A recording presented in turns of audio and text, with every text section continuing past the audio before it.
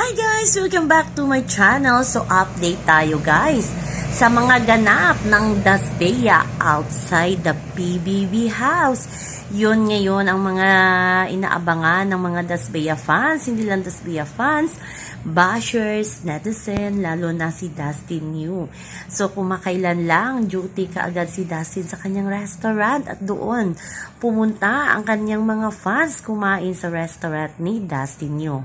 Sa kabilang banda, Bianca at Dustin spotted nag-date sa isang mall. Ayan, masayang masaya ang mga Dasbea fans.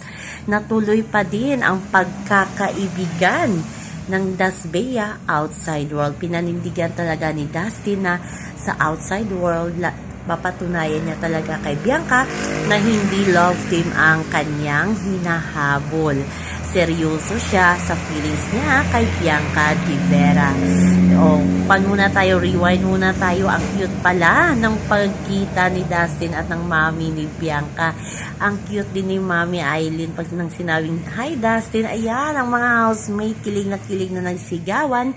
Si Dustin nahihiya naman, pangiti-ngiti. Katabi naman ni Dustin ang kanyang daddy at ang daddy niya ngiti-ngiti din kay Mami Aileen. Oh, nice to meet you. Oh, di ba? Nice to see you in person, sabi ni Mami Aileen. So, kung ganon, okay na okay kay sa mga parents ni Bianca or magulang na makikipagkaibigan itong si Bianca kay Dustin outside world, di ba?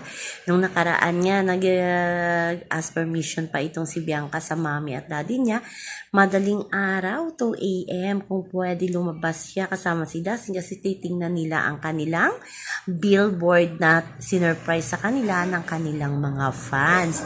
At syempre pinayagan naman siya kasi si Dustin ang kasama at kagabi nakita nga spotted ang dalawa na nagdi-date sa isang mall. O diba? Parang may paakbay pa itong si Dustin. Ano nga ba talaga ang real score ng Dasbea, guys? Totoo nga kaya? Kasi ang clingy talaga nila, pinatunayan talaga nila na totoo ang kanilang pagtitinginan outside world. Sa ngayon, hindi pa sila na-interview, diba? So, inaabangan natin ang kanilang mga guesting sa TV show sa Kapamilya at Kapuso Network. Pero ngayon, hindi pa sila nagpapa-interview.